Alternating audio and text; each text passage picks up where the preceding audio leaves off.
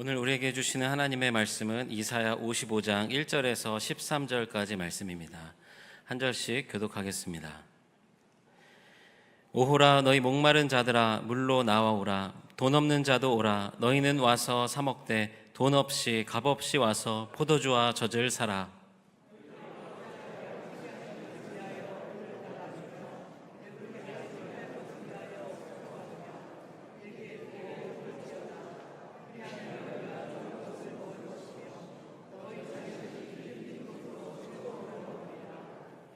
너희는 귀를 기울이고 내게로 나와 들으라.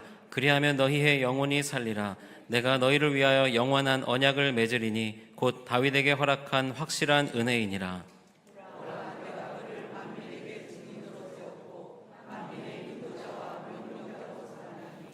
보라, 내가 알지 못하는 나라를 내가 부를 것이며 너를 알지 못하는 나라가 내게로 달려올 것은 여호와 내 하나님 곧 이스라엘의 거룩하신 이로 말미암음이니라. 이는 그가 너를 영화롭게 하였느니라.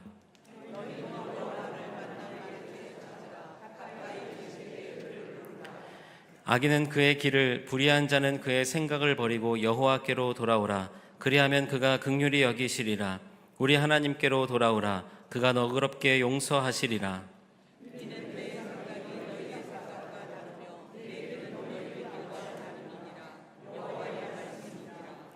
이는 하늘이 땅보다 높음 같이 내 길은 너희의 길보다 높으며 내 생각은 너희의 생각보다 높음이니라.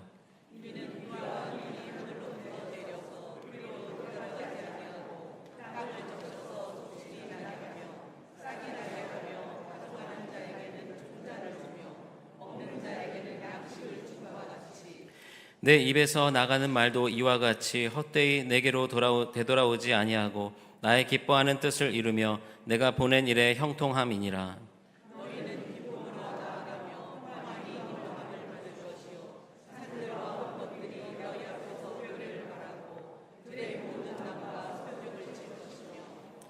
잣나무는 가시나무를 대신하여 나며 화석류는 찔레를 대신하여 날 것이라. 이것이 여호와의 기념이 되며 영영한 표징이 되어 끊어지지 아니하리라. 아멘. 오늘 이 시간에는 내가 너를 영화롭게 하였느니라 하는 말씀으로 이사야서 55장의 말씀을 나눕니다. 우리가 지난 시간에 회개하고 죄 용서 받았다, 그 용서함의 확신을 갖고 살아야 된다 하는 그런 말씀을 나눴습니다.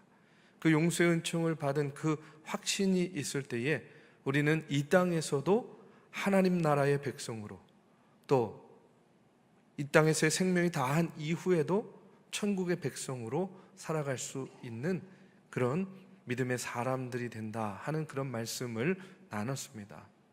여러분, 그 용서의 은혜, 용서의 은총이 더욱더 여러분들과 함께 하시기를 주님의 이름으로 축복합니다.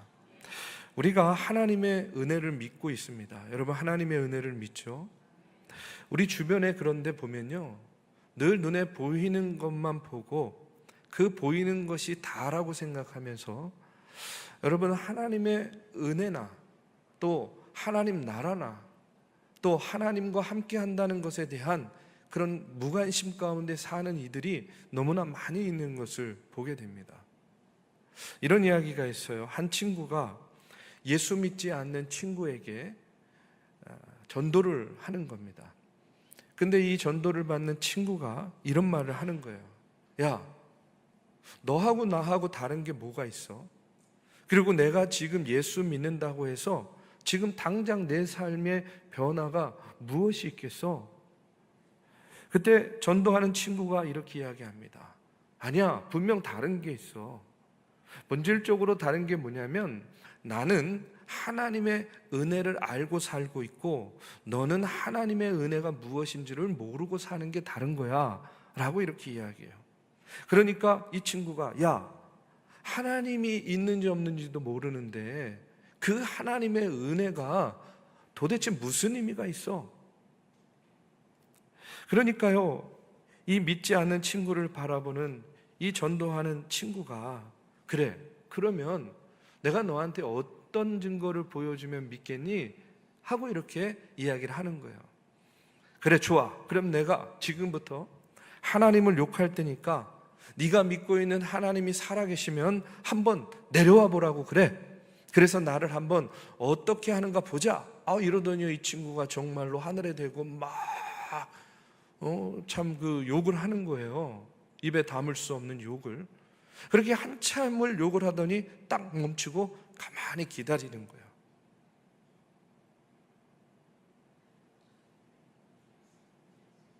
그러더니 이야기합니다.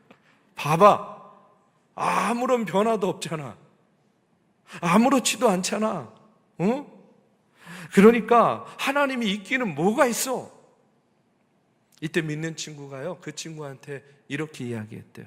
야, 지금 이 모습이, 이 상태가 너를 향한 하나님의 은혜가 증명되고 있는 거야. 아니, 내가 하나님이라면 지금 너 같은 애를 그냥 두지 않고 그냥 바로 작사를 냈을 텐데, 지금 너에게 아무 일이 없는 것이 지금 하나님의 은혜가 너한테 임하고 있는 증거야. 하나님이 참고 계시니까 너 같은 애를 가만두고 있는 거 아니야. 바로 지금 이 상황이 하나님의 은혜가 너에게 임하고 있는 증거야. 다만 나는 그거를 알고 있을 뿐이고 너는 그거를 모를 뿐이야 라고 이렇게 이야기했대요. 여러분, 우리 인간은요, 불완전한 존재 아닙니까? 그렇죠? 불완전한 인간이 불완전한 눈으로 보면요, 사실을 왜곡하게 될 때가 얼마나 많이 있습니까? 불완전한 인간이 불완전한 생각으로 자신의 생각과 의견을 말하는 건 역시요, 얼마나 불완전할 때가 많이 있어요. 그렇기 때문에 우리가 우리의 인생을 볼 때에 자신의 눈앞에 보이는 것만 가지고 판단할 것이 아니라 그것 이면에 그것을 뛰어넘어서 역사하시는 하나님의 놀라우신 은혜와 섭리를 바라볼 수 있는 영적인 눈과 신앙을 우리가 가져야 될 줄로 믿습니다. 인생에는 그렇기 때문에 두 종류의 인생이 있다는 거예요. 뭐냐면 하나는 그렇게 늘 보이는 것만 보면서 내 힘으로 살아가겠다 하는 그런 인생이 있고요, 보이지는 않지만 나와 함께 하시고 내 삶을 주관하시는 그 하나님의 능력으로 내가 살아가겠다 생각하면서 사는 그런 인생이 있는 거예요. 내 힘과 내 능력으로 살겠다. 아니, 나는 위로부터 주시는 하나님의 능력으로 살겠다 하는 사람. 여러분은요, 어떤 능력으로 살기를 원하십니까? 내 능력으로 살기 원하십니까? 아니면 하나님의 능력을 덧입어서 살기를 원하십니까? 제가 늘 말씀드리죠. 내 능력으로 살면 내 삶 누가 책임져야 된다고요? 내가 책임져야 돼요. 그런데 하나님의 능력을 덧입어서 살면 내 삶 누가 책임지는 겁니까? 하나님이 책임지는 거예요. 아멘? 그런데 내가 하나님의 능력으로 사는데 만약에 내가 잘못돼요, 그러면 그 책임도 누구에게 있는 거예요? 하나님 책임인 거예요. 그래서 그런지 하나님이 그 책임 안 지시려고 저를요, 잘 되게 해주시는 것 같아요. 예? 여러분도 그렇지 않습니까? 자, 하나님의 능력으로 산다는 것은 그렇기 때문에 무엇이 전제가 되냐면 하나님 앞에 나를 내려놓는 것이 전제가 되는 거예요. 다른 말로 하면 마음을 비우는 것입니다. 그래서 마태복음 5장에 보면요, 복을 이야기하잖아요. 그런데 첫 번째가 뭐예요? 심령이 가난한 자의 복을 이야기하는 거예요. 심령이 가난하다는 것이 다른 말로 하면 뭘 의미하냐면 마음이 가난하다는 거예요. 그것은 마음이 비워졌다는 거예요. 여러분, 성경에 나오는 하나님의 능력을 덧입어서 사는 사람들의 이야기가 많이 나오는데 그 사람들의 공통점이 있어요. 그게 뭔지 아십니까? 하나님 앞에 자기를 내려놓았어요. 자기의 마음을 비웠어요. 마음이 가난한 자로 하나님 앞에 섰다는 겁니다. 우리가 잘 아는 다윗 보십시오. 다윗 직업이 뭐죠? 다윗 왕이잖아요. 왕. 예, 왕이에요. 왕. 그런데 시편에 보면 다윗의 기도, 다윗의 고백이 많이 나옵니다. 근데 그것을요, 이렇게 짧게 정리를 해보면 다 이런 거예요. 하나님, 나를 좀 건져주세요. 하나님께서 나 건져주시지 않으면 나 살 수 없어요. 나 죽습니다. 하나님, 나를 불쌍히 여겨주세요. 나 좀 긍휼히 여겨주세요. 나는요, 어린아이와 같아요. 나는 너무나 약해요. 다 그런 고백이에요. 그런데 우리는 이게 시편을 읽고 이게 다윗의 고백이다 하고 그것을 읽고 들으니까 이런 고백을 들으면서도 참 은혜롭다 이렇게 생각을 하지만, 만약에 여러분 이게 다윗의 고백이 아니라 그냥 누군지 모르는 사람이 맨날 하나님, 나 좀 살려주세요. 하나님, 나 하나님 도움 아니면 죽을 것 같아요. 하나님, 나 불쌍히 여겨주세요. 나 먹을 게 없어요. 나 할 일이 없어요. 나 연약해요. 어린아이 같아요. 매일같이 한두 번도 아니고 이렇게 애걸복걸한다고 한번 생각해 보세요. 여러분은 어떤 마음이 들 것 같습니까? 도대체 왜 이렇게 매일같이 징징대는 거야? 인생 좀 제대로 살지. 왜 이렇게 하나님 귀찮게 그냥 매일같이 그냥 감사는 드리지 못할 망정 이렇게 징징대고 맨날 살려달라 그러고 맨날 죽겠다 그러고 맨날 인도해달라 그러고 맨날 뭘 달라고만 하고. 그런데 여러분, 이게 누구의 고백이라고요? 왕이에요. 왕. 다윗 왕의 고백이라는 거예요. 여러분, 사도 바울도 한번 보십시오. 사도 바울은요, 자신을 어떻게 묘사하냐면, 그가 사역을 진행해 나아가는 과정 속에서 자기 자신에 대한 인식이 어떻게 발전해 나가는지를 우리가 성경을 통해서 알 수 있는데, 고린도전서 15장 9절의 말씀에 보면 바울이요, 자기를 이렇게 이야기합니다. 나는 사도 중에 가장 작은 자라. 이렇게 이야기해요. 나는 누구라고요? 사도래요. 사도. 나는 사도래요. 그런데 사도 중에서 가장 작은 자라는 거예요. 자, 그런데 에베소서 3장 8절에 보면 그 이후에 또 바울이 어떻게 고백을 하냐면 이렇게 고백해요. 모든 성도 중에 지극히 작은 자보다 더 작은 나에게 라고 이야기해요. 이제는 자기 자신에 대해서 사도라고도 이야기하지 않아요. 성도라고 이야기해요. 그러면서 그 성도 중에서도 가장 작은 자라고 이야기해요. 자, 그런데 또 그 이후에 디모데전서 1장 15절에 보면 자신을 바울이 뭐라고 이야기하냐면 나는 죄인 중에 괴수다라고 이야기해요. 이제는 사도도 성도도 아니라 뭐라고요? 나는 괴수라는 거예요. 우두머리라는 거예요. 그것도 뭐 중에? 죄인 중에 괴수다라고 자기 자신을 이야기하는 거예요. 아니, 다윗도 그렇고 바울도 그렇고 지금 왜 이러는 걸까요?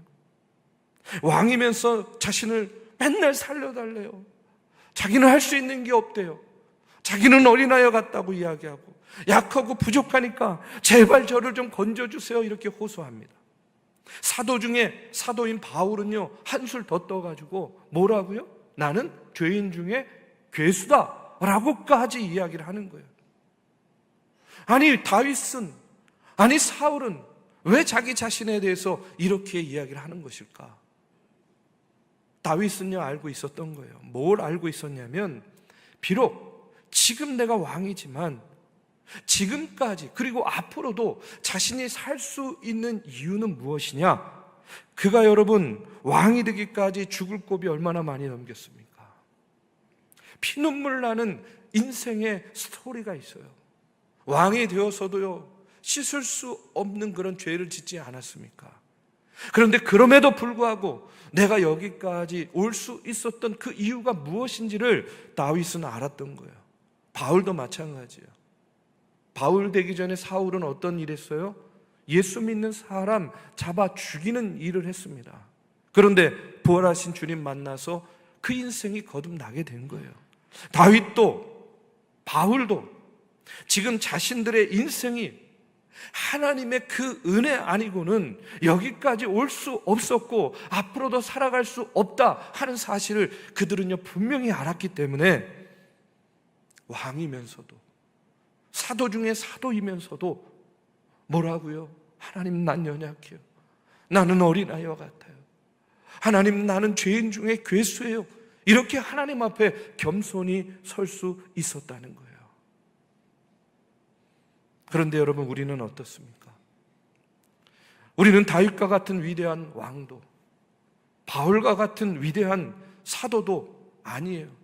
그런데 이들도 이 정도였는데요, 보면요, 내가 몇 대째 신앙인이다, 뭐 신앙의 대수는 자랑하는데 그 신앙의 내용과 태도를 보면요, 참 글쎄요, 제가 더 얘기하면요 문제가 많이 생길 것 같아서. 자, 여러분, 교회는 자랑하는 곳이 아니라 어떤 곳입니까? 교회는 예배하는 곳이에요. 여러분, 이것을 우리가 분명히 다시 한번 알아야 됩니다. 교회는 자랑하는 곳이 아니라 예배하는 곳이에요. 그런데 왜 교회에서 그렇게 세상 자랑하는지, 여러분, 자랑하려면, 기왕이면 이런 자랑이면 어떻겠습니까? 여보세요, 제가요 정말 인생의 어려움, 그냥 사방으로 우겨쌈 당하고 막혀있는 상황이었는데 하나님이 나를 만나주시고 예수님이 나에게 용기를 주셔서 내가 그 어려운 상황을 이렇게 극복할 수 있었어요. 여러분, 예수님 자랑하면 얼마나 좋아요. 내가 바쁘고 분주함 가운데서도, 내가 궁핍함 가운데서도 내가 참 이렇게 신앙생활 하려고 정말로 떠지지 않은 눈을 부비고 새벽 예배에 나와가지고 하나님의 이름을 부르며 기도했더니 하나님께서 나를 이렇게 축복해 주셨어요. 여러분, 이런 자랑하면 얼마나 좋습니까? 내가 도저히 주일 성수할 수 없는 그런 상황인데도, 내가 외국에 나가서도 그 주변에 있는 교회를 찾아가지고 어떻게 하든지 주일 성수하려고 했는데 딱 내 눈앞에 교회가 보이는 거예요. 그곳에서 예배 드렸는데 얼마나 은혜가 됐는지 몰라요. 역시 주일날은 예배할 때 가장 은혜가 되는 것 같아요. 여러분, 이런 자랑이면 얼마나 좋겠습니까? 우리는요, 왜 성경이 마음이 가난한 것이 복이다 라고 이야기하는 것을, 그 이유가 무엇인지를 분명히 깨달아야 돼요. 마음이 가난해야 여러분, 이와 같은 하나님의 은혜를 깨달을 수 있기 때문에 그런 거예요.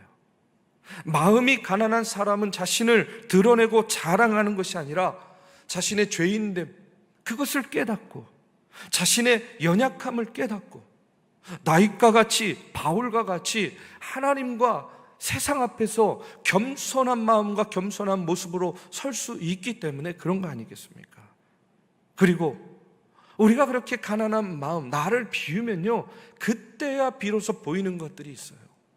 무엇이 보이느냐? 다른 사람이 보이는 거예요. 주변이 보이는 거예요. 이웃이 보이는 겁니다. 그냥 잘 먹고 잘 사는 이웃이 아니라 죽어가는 영혼이 보이게 되는 거예요. 그래서 자기 자랑은 내려놓고 그 영혼들, 그 죽어가는 영혼들을 위해서 기도하게 되는 겁니다. 하나님, 이 영혼 어떻게 하면 좋겠습니까? 불쌍히 여겨주세요. 하나님, 저를 먹여주시고 저를 입혀주시고 저를 고쳐주세요. 무엇보다 하나님의 은혜가 필요합니다. 저절로 기도하게 되는 거예요. 저는요, 제가 젊었을 때 제 친구 선교사가 선교하는 그 필리핀에 가가지고요, 처음에 그 아이들 보고 그 사람들을 보면서 저의 선교의 비전을요 어떻게 가졌냐면 이렇게 가졌어요. 벌써 한 거의 30여 년이 되네요.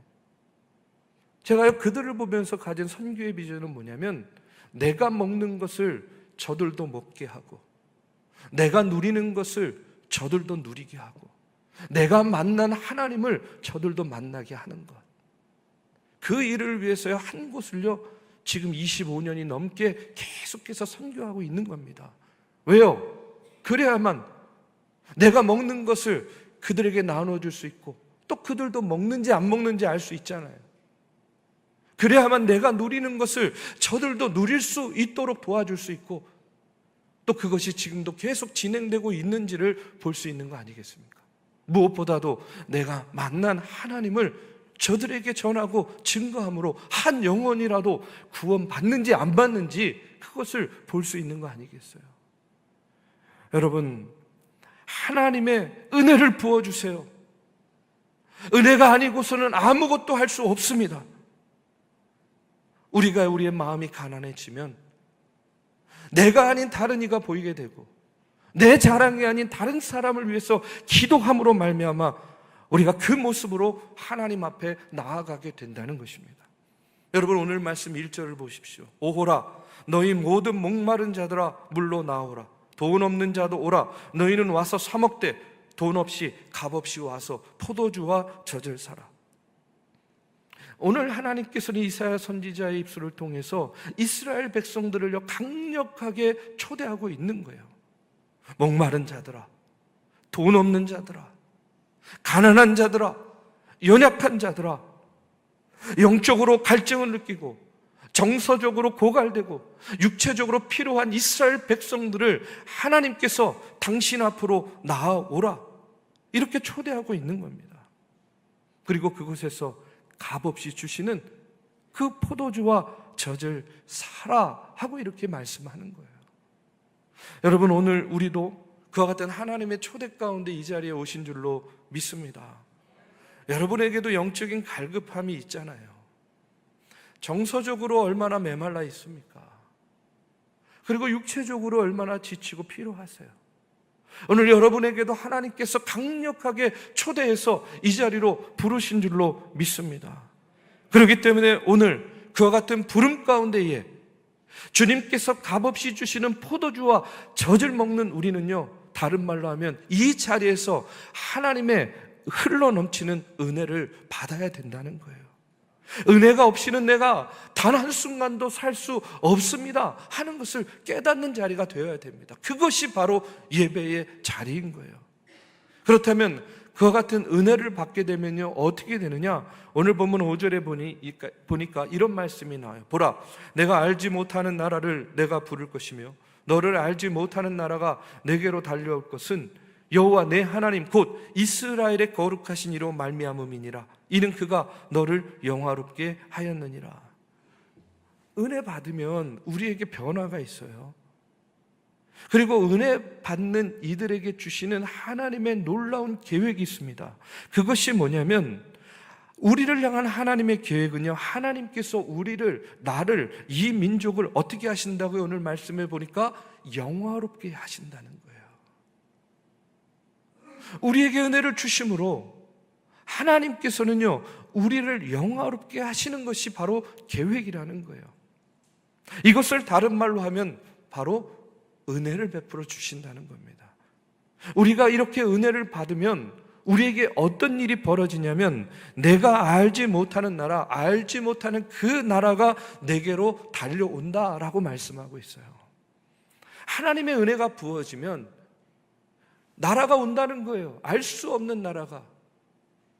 우리가 한 치 앞도 내다볼 수 없는 그 미래의 길을 가고 있지만, 지금은 알 수 있지만 우리의 생각이 바뀌고 우리의 관점이 바뀌게 되면 우리는 더 큰 세계를 바라보게 되고 더 큰 비전을 갖게 되고 더 은혜로운 지향점을 향해서 우리가 마음과 뜻을 모아서 달려가게 된다 하는 그런 말씀입니다.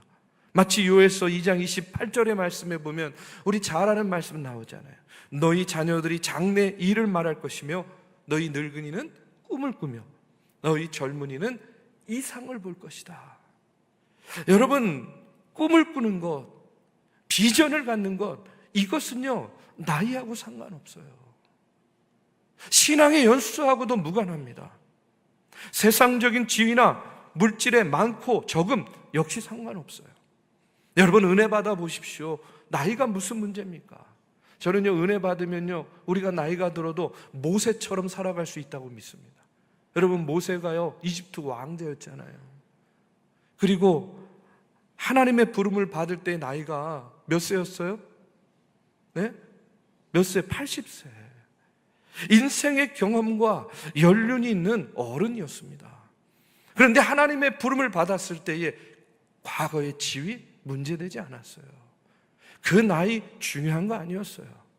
그냥 자신의 관점으로 볼 때는 감당할 수 없는 것처럼 보였는데 하나님의 영이 임하고 그에게 은혜가 임하게 되니까 이제까지 보지 못했던 다른 반쪽 영의 세계가 보이기 시작하는 거예요. 그러면서 어떻게 됩니까? 할 수 없을 것 같았던 그 출애굽의 사명을 그가 감당하지 않습니까? 저는요, 오늘 말씀을 준비하고 묵상하면서 저도 다시 한번요, 제 목회를 다시 한번 바라보고 깨닫게 되는 것이 있었어요. 그것은 뭐냐면 결국은 하나님의 은혜가 아니면 아무것도 안 되는구나. 하나님의 은혜가 아니면 눈앞에 보이는 잘 되는 것들도 큰 의미가 없다 하는 것을 깨닫게 됩니다. 저도 이제까지 목회하면서 많은 부분요, 교회 부흥을 위해서 어떤 프로그램을 진행하면 좋을까? 어떻게 조직을 꾸리면 좋을까? 어떻게 사람을 쓰면 좋을까? 이런 것들에 많은 시간과 여력을 투자했습니다. 말씀을 준비하면서도요, 어떻게 하면 우리 성도님들 듣기에 더 은혜로운 말씀을 전할 수 있을까? 늘 노심초사하면서 말씀을 준비했어요. 그런데 거기에는요, 한계가 있다는 거예요. 내 능력에는 분명 한계가 있다 하는 것을 다시 한번 오늘 말씀을 통해서 깨닫게 됩니다. 오늘 8절 9절의 말씀에서 하나님은 이렇게 이야기하십니다. 이는 내 생각이 너희의 생각과 다르며 내 길은 너희의 길과 다름이니라. 여호와의 말씀이니라. 이는 하늘이 땅보다 높음같이 내 길은 너희의 길보다 높으며 내 생각은 너희의 생각보다 높음이니라. 이 말씀이요, 제 마음 가운데 꽂히는 거예요. 이 목사, 내 생각은 달라. 이 목사, 내가 원하는 건 그런 게 아니야. 나는 다른 생각을 가지고 있어. 조직이 중요한 것도, 프로그램이 중요한 것도, 물질이 중요한 것도, 인간관계가 중요한 것도 아니야. 그럼 하나님 뭐가 중요해요? 하나님의 방법은 무엇인가요? 여러분 6절의 말씀을 보십시오. 너희는 여호와를 만날 만한 때에 찾으라. 가까이 계실 때에 그를 부르라. 결국 하나님의 방법은 무엇이냐? 기도밖에 없다는 거예요. 가까이 계실 때에 그를 부르라. 기도하라는 말씀입니다. 기도밖에 없다는 거예요.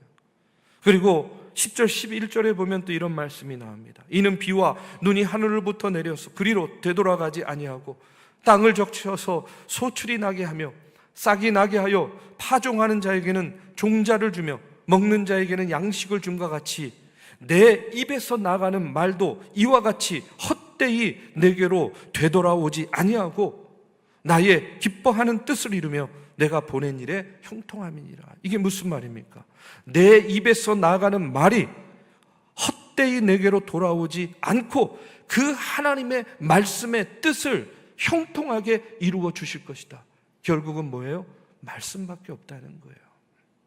결국 기도와 말씀, 이것이 하나님께서 은혜로 살아가는 방법으로 우리에게 주신 거라는 겁니다.